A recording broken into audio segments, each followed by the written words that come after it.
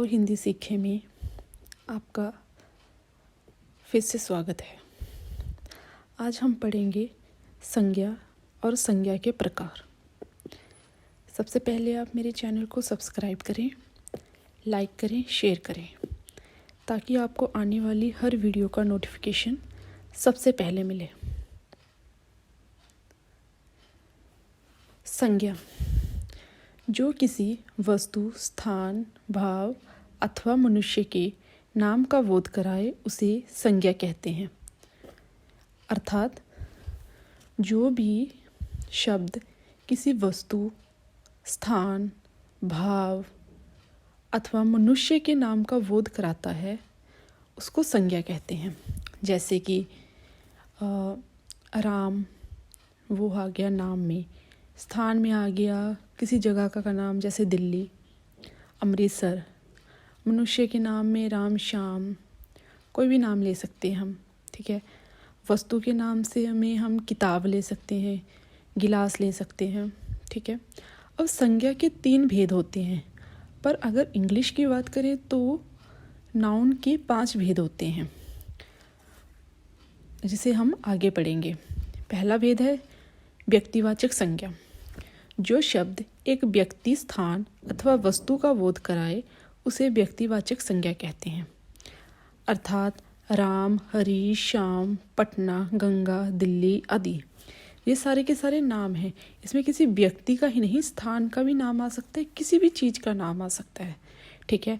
जैसे अगर हम बुक्स बोलते हैं तो वो नाम नहीं है, पर अगर हम क्लासमेट की बुक बोलेंगे, कॉपी बोलेंगे तो क्लासमेट एक नाम है, ठीक है।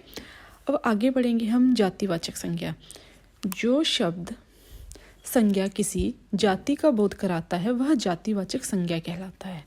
अब इसमें जातिवाचक संज्ञा में ऐसा होता है कि पूरी की पूरी जाति के लिए इस शब्द का यूज़ किया जाता है। जैसे लड़का, तो इसमें सारे के सारे लड़के आएंगे, कोई विशेष लड़का नहीं आया, किसी विशेष लड़के का नाम नहीं बोला हमने, सारे के सारे लड़के आएंगे। लड़की, लड़की में सारी लड़कियां आएंगी, किसी का नाम नहीं लिया हमने। नदी में सारी नदियां आएंगी, किसी विशेष नदी का नाम नहीं लिया हम। अगर हम जमुना बोलेंगे तो वो हमारा व्यक्तिवाचक में आएगा, क्योंकि जमुना एक नदी का नाम है जो कि एक व्यक्ति को बताएगा, तो वो व्यक्तिवाचक संज्ञा हो गया। पर अगर नदी बोलेंगे तो वो नदियाँ पूरी की पूरी नदियों की जाति को बताएगा, तो वो जातिवाचक संज्ञा में आएगा। पर्वत जातिवाचक संज्ञा में आएगा। अब जातिवाचक संज्ञा के 2 भेद माने गए हैं, ठीक है। पहला है द्रव्यवाचक संज्ञा, दूसरा है समूहवाचक संज्ञा। पहले में हम करेंगे समूहवाचक संज्ञा। जिस संज्ञा में किसी वस्तु के समूह का बोध होता है, या झुंड, समूह को हम झुंड भी बोल सकते हैं, इसमें पूरे के पूरे झुंड या समूह को बताएगा, वो समूहवाचक संज्ञा होगा। जैसे सेना, सभा, गुच्छा, दल, मेला। अब सेना में पूरी की पूरी सेना आएगी, जैसे भारतीय सेना आती है तो पूरी की पूरी सेना आएगी। सभा, कहीं पे कहीं सभा का आयोजन हुआ है तो उस पूरी सभा को जब हम बताएंगे तो वो समूहवाचक संज्ञा होगी। गुच्छा, चाबियों का गुच्छा ले सकते हैं इसमें, तो वो समूह है।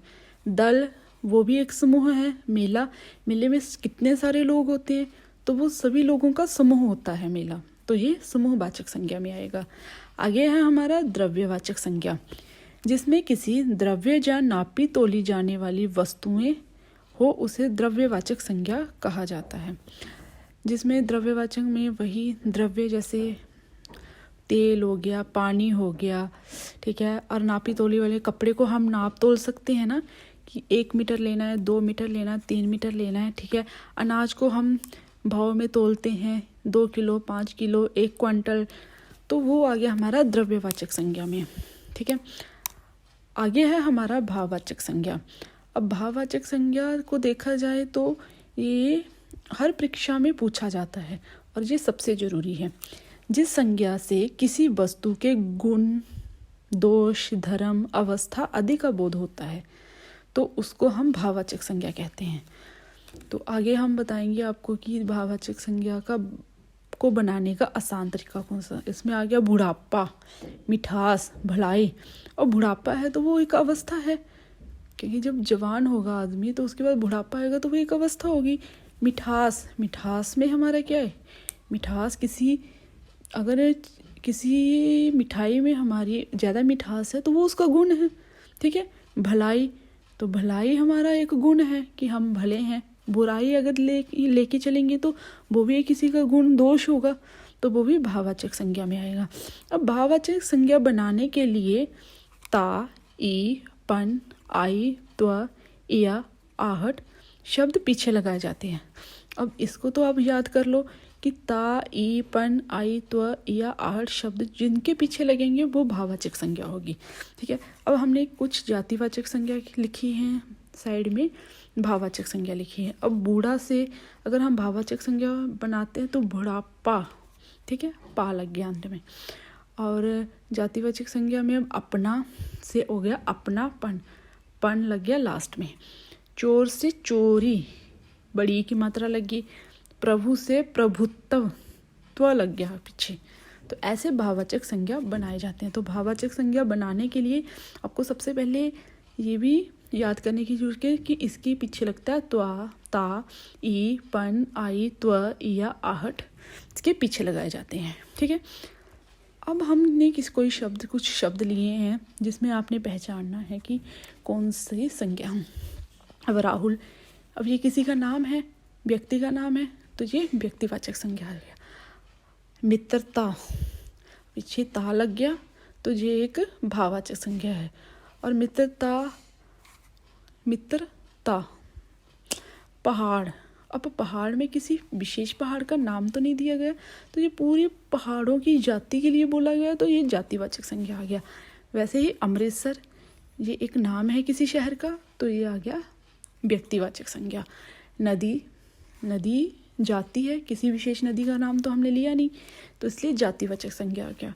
दिल्ली, ये किसी शहर का नाम आया तो व्यक्तिवाचक संज्ञा आ गया। शहर, ये फिर से जातिवाचक संज्ञा आ गया, क्योंकि पूरे शहर ही किसी विशेष शहर का नाम तो है नहीं, तो ये जातिवाचक संज्ञा में आ गया। फूल भी जातिवाचक संज्ञा में आ गया। लिखावट, ऊपर हमने पढ़ा था कि आहट, तो यहाँ से आ गया वट भी आएगा, तो वो आएगा भाववाचक संज्ञा में। तो आज की संज्ञा का हमारा ये ख़त्म होता है। तो आपको अगर पसंद आया तो आप इसको लाइक करें, शेयर करें, सब्सक्राइब करें। धन्यवाद।